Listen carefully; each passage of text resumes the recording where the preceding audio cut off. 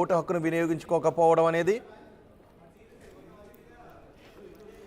So breaking news, Krishna జిల్లా కంభంపాడులో YCP నాయకుల రాళ్ల దాడులకు దిగారని చెప్తున్నారు ఎంపీ అభ్యర్థి కేశినేని చిన్ని. కృష్ణా జిల్లా కంభంపాడులో ఉద్రిక్త పరిస్థితులు చోటు చేసుకున్నాయి. అక్కడ అన్నదమ్ములు ఇద్దరు బరిలో ఉన్నారు. విజయవాడ లోక్సభ స్థానం నుంచి కేశినేని నాని, కేశినేని చిన్ని ఇద్దరు కూడా డిఫరెంట్ పార్టీస్ నుంచి వాళ్ళు బరిలో ఉన్నారు. వైసీపీ నాయకులు రాళ్ల దాడికి దిగారు అని చెప్తున్నారు. ఎంపీ అభ్యర్థి కేశినేని చిన్ని బృందంపై రాళ్ల దాడి చేశారు. కార్లను వెంబడించి రాళ్లు విసిరారు వైసీపీ శ్రేణులు. అసభ్య పదజాలంతో దూషించినా పట్టించుకోలేదు అని చిన్ని చెప్తున్నారు. ఒకసారి అక్కడ ఏం జరిగిందో చూద్దాం.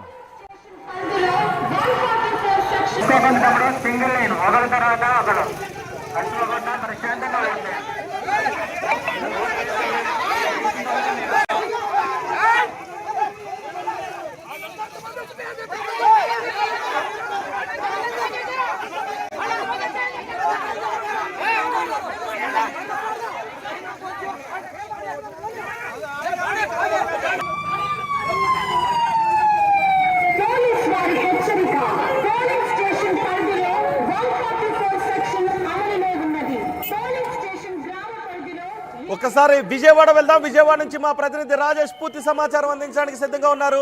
రాజేష్, ఏంటి ఆంధ్రప్రదేశ్లో చాలా చోట్ల ఉద్రిక్త పరిస్థితులు తలెత్తుతున్నాయి, కొట్టుకుంటున్నారు, రాళ్ల దాడి చేసుకుంటున్నారు.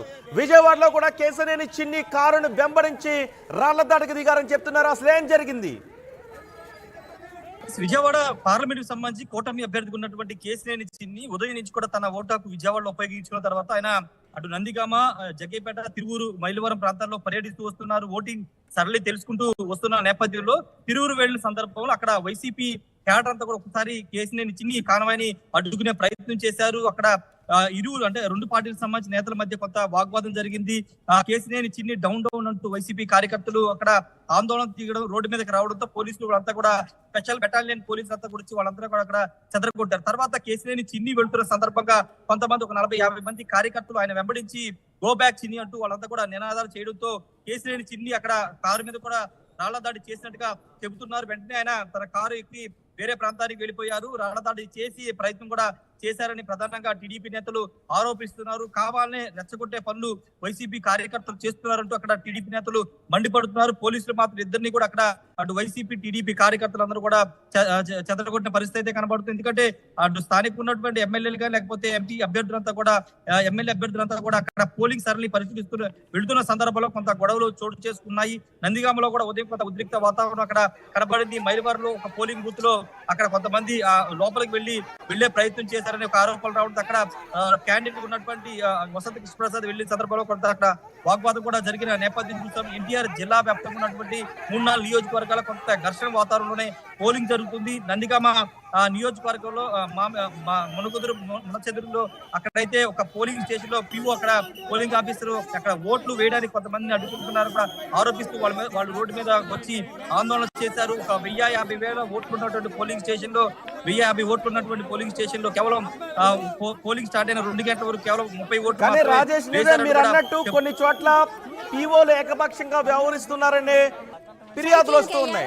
నిజానికి వృద్ధులు ఓటు హక్కును వినియోగించుకోవడానికి వెళ్ళినప్పుడు వాళ్ళ సింబల్ని గుర్తించలేని పరిస్థితిలో ఉంటే ఇరుపక్షాల పార్టీలకు చెందిన ఏజెంట్ల సమక్షంలో మాత్రమే పిఓ అలా ఓట్ కాస్ట్ చేయడానికి అవకాశం ఉంటుంది.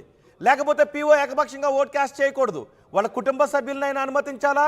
అది కూడా ఏజెంట్లు, ఇరు పార్టీలకు చెందిన ఏజెంట్ల సమక్షంలో మాత్రమే అలాంటి ఓటుని కాస్ట్ చేయాల్సిన అవసరం ఉంటుంది. కానీ పిఓ ఎందుకు ఏకపక్షంగా అక్కడ ఓటును ఆయన వేస్తూ ఉన్నాడు?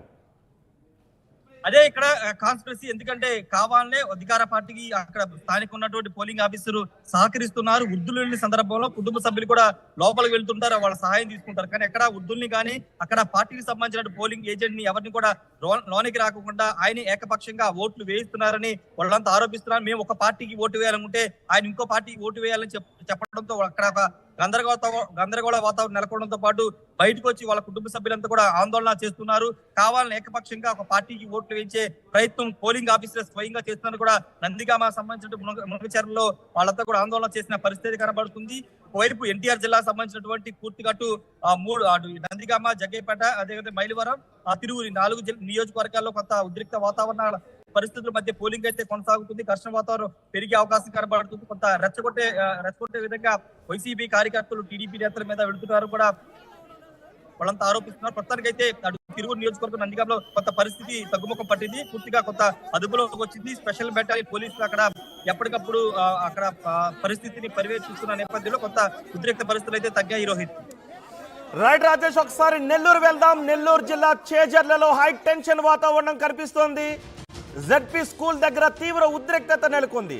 ఆంధ్రప్రదేశ్ లో దాదాపు అన్ని జిల్లాల్లోనూ ఏదో ఒక చోట గొడవలు జరుగుతూ ఉన్నాయి, ఉద్రిక్త పరిస్థితులు తలెత్తుతున్నాయి.